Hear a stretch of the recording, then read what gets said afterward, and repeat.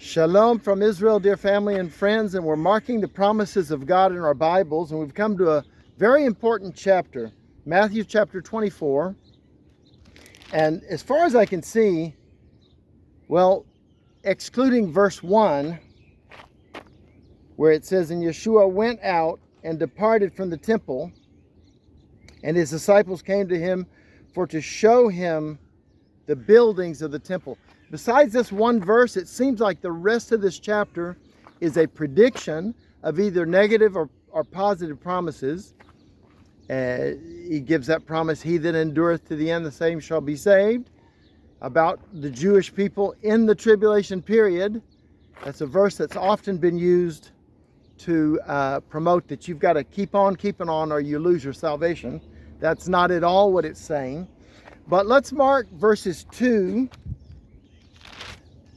through the end. "And Yeshua said unto them, See ye not all these things?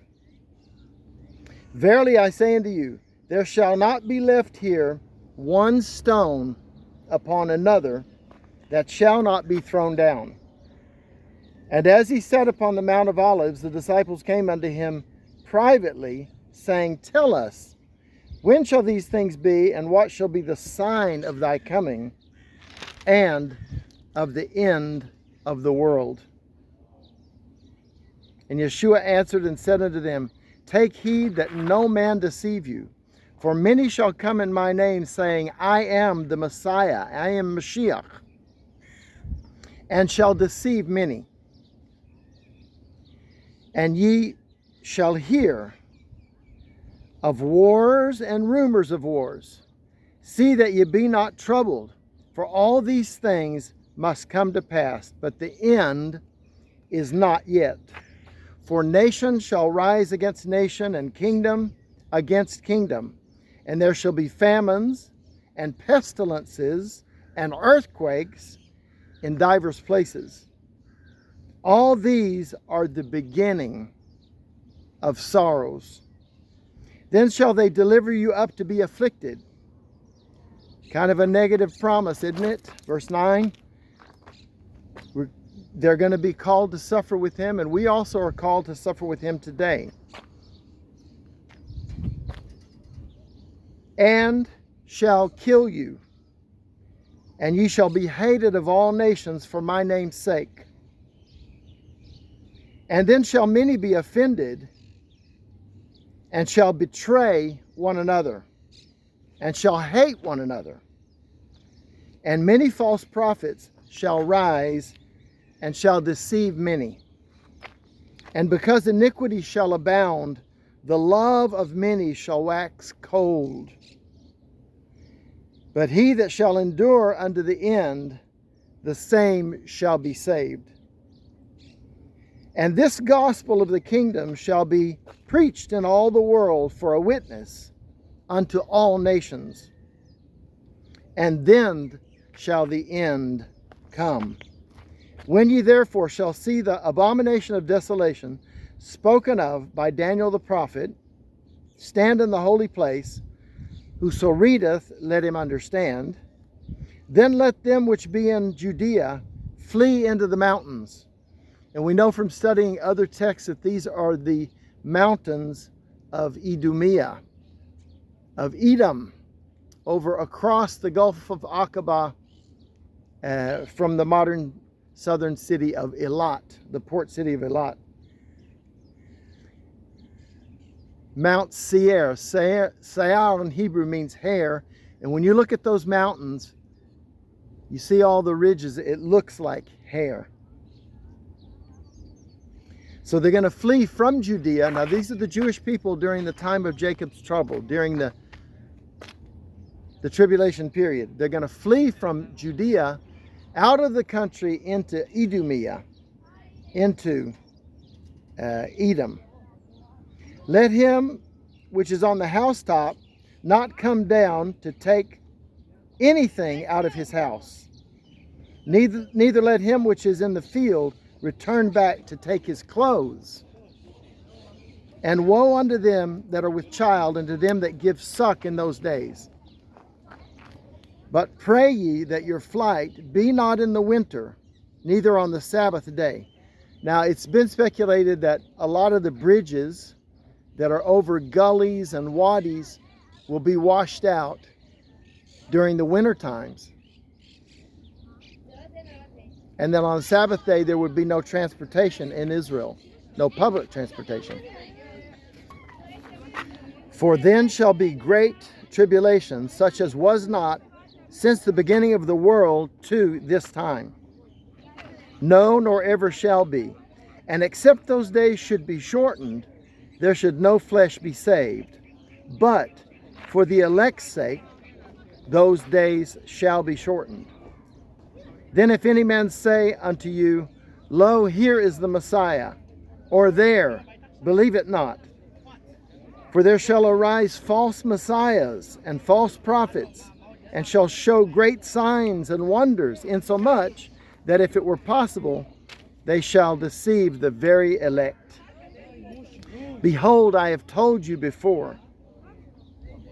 Wherefore, if they say unto you, Behold, he is in the desert, go not forth. Behold, he is in the secret chambers, believe it not. For as the lightning cometh out of the east, and shineth even unto the west, so shall the coming of the Son of Man be. For wherever the carcass is, there will the eagles be gathered together. Immediately after the tribulation of those days shall the sun be darkened, and the moon shall not give her light, and the stars shall fall from heaven, and the powers of the heaven shall be shaken. When I was listening to the Hebrew New Testament, learning Hebrew, I love the way this verse sounded. The powers shall be shaken. It's just sounded funny to me. But he says immediately after the tribulation of those days. Now don't get confused thinking that it's after the tribulation that the rapture comes. No, the rapture comes before this. The rapture came before this, and comes before this approximately 7 years. But the powers of the heaven will be shaken.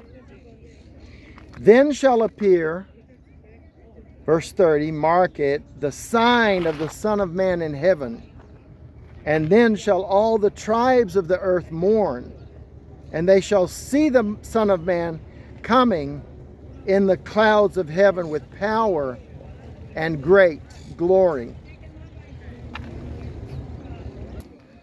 I'm on a kibbutz today, and there's an occasional tractor that comes by, and there's also a loud group of kids. I hope it's not bothering too much in the background.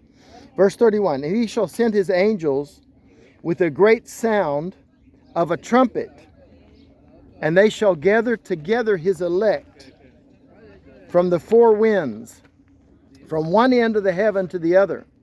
Now learn a parable of the fig tree. When his branch is yet tender, he putteth forth leaves. Ye know that summer is nigh.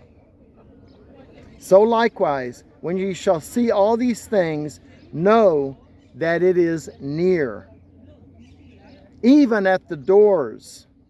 Verily I say unto you, this generation shall not pass till all these things be fulfilled. Now the word here is genia. We get our word gene or genetic from this. It's talking about the people of Israel, particularly that generation of Israel that will be restored. The people of Israel will never be destroyed. Okay? So that they shall not pass away till all these things be fulfilled.